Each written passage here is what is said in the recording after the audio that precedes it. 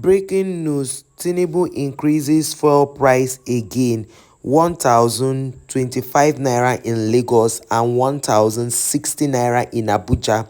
This news is actually on the People's Gazette.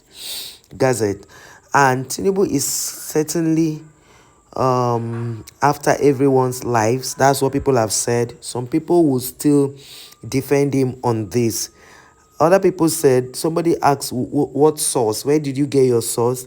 Another person say, we never see anything yet. This other person say, he's not doing enough.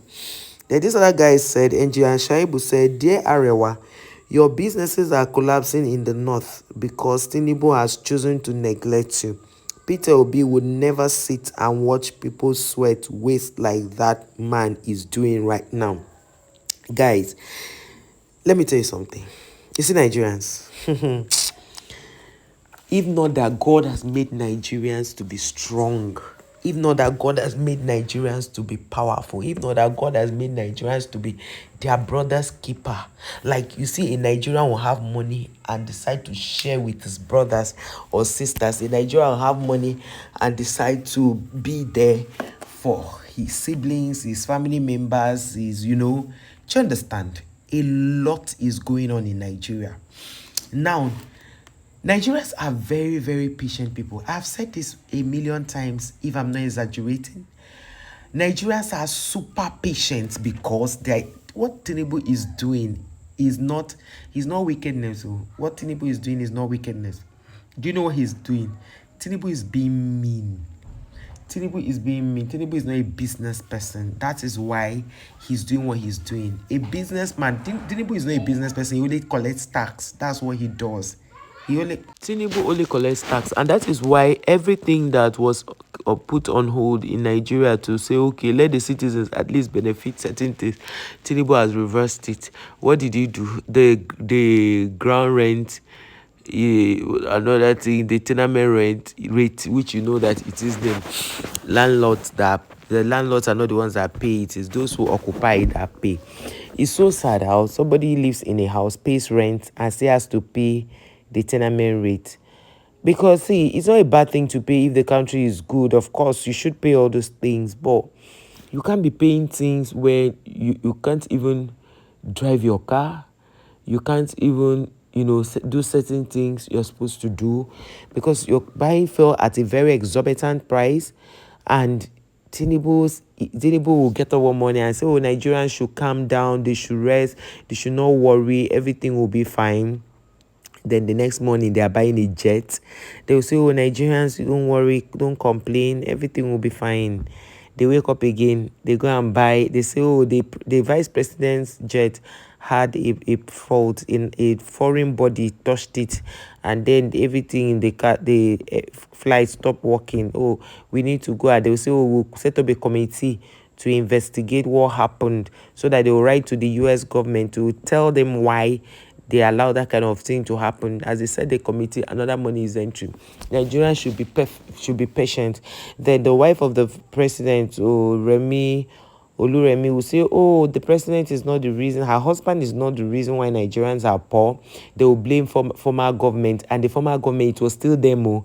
Remember that they were the ones at par with Buhari. All of them came together and said, oh, they must remove Jonathan. Jonathan says, see, all these things people are doing, these people are being power drunk. They are going to remove us and then come inside and show you shaky promise. They say, no, it's not possible. You do not have there's a word they used to tell him that time, that he's not fit to be a president. He doesn't have the strong will to be a president of Nigeria. He's too laid back and all. He said, no problem. You see, how much was he trying to add? He wanted fuel to be, I think, 87 naira. Oh my goodness gracious. The same Tinubu came out and protested, occupying Nigeria. They occupied Abuja, occupied Lagos. All the major cities were occupied. Come and see what they did to people. At the end of the day, what happened? They did not still, allow this man to rule. He left. And he made a statement that by the time he's gone, people are going to miss him. And we don't just miss him. We apologize. We apologize, sir. We apologize, sir. Good luck, Ibile Jonathan. We apologize. Forgive us. Ask your wife also to forgive us. Many people who were, speech shaming her, forgive. Let her forgive them. Now, this other one, this man who was the one that unalive Nigerians, finally, Buhari, came and said, that when he leave, we'll miss him. God forbid. You are this thing that is happening, you are the architect of it. You people were the ones, you were in CPC, you cried while Tinubu was in was in ACN, and you people merged together. I don't know why what's his name, Kwankwaso Atiku did not merge it to be so that they would flush these people out. Let me tell you something. I'm not saying that if P2B becomes president, just one night everything will be sorted. No, but there are some things they will put in place. Even when they want to remove fuel, they do fuel subsidy removal. They will bring out things. They will bring out modalities, things that will cushion the effect. They will just not. They will not just remove all these things they are saying. Let me tell you what happens. Are you aware that the dollar does not control our economy? It's our economy that controls the dollar. You didn't know before, right? Okay. Why did Binance stop listing Naira on whatever exchange on the blockchain or whatever they do? Why did they arrest them and then dollar is still increasing? As at the last time I checked, like let's say last week, dollar was 1,710 Naira. That was what dollar was exchanging for. I knew it was more than that, but that was what it was exchanging for.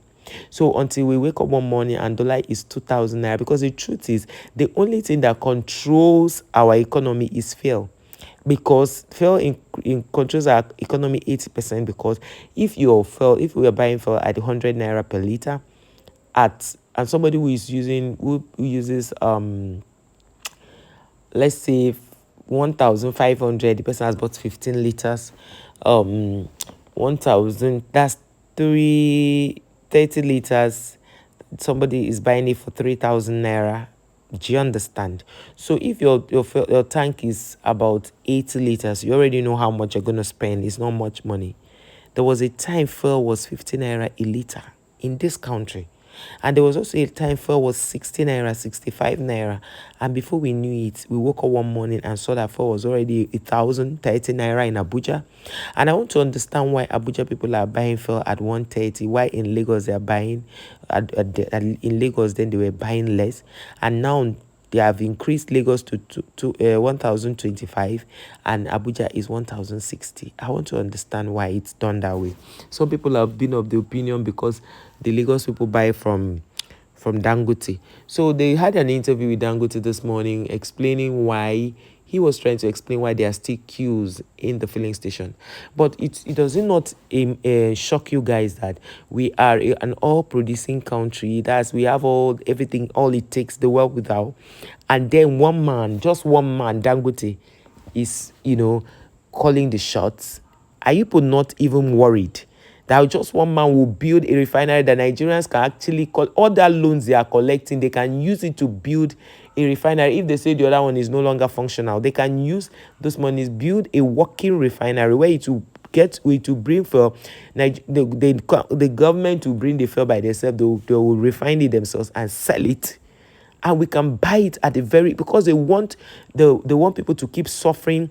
Tinubu and his running mate Shetima, they want Nigerians to keep suffering, and that is why they are going all out to do. They know what to do. They know exactly what to do. But, they will tell Nigerians to wait while they keep amassing wealth. They keep bringing out different taxations and all of that. The fact that they say you went abroad to do taxation doesn't mean you will now use it on Nigerians. You cannot be collecting from people who are hungry. You can't do that, sir. You cannot. If Nigerians were not hardworking, if they were not people who go out to hustle, I don't know how they would have been fending for themselves.